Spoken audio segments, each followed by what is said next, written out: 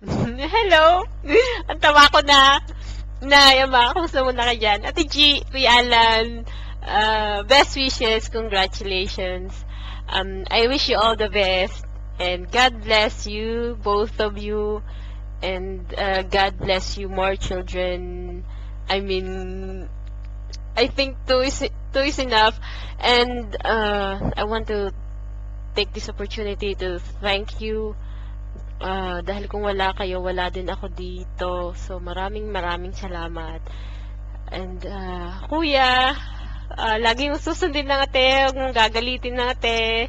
Alam mo na, one word is enough for a wise man. And, uwi na kayo, balik na kayo.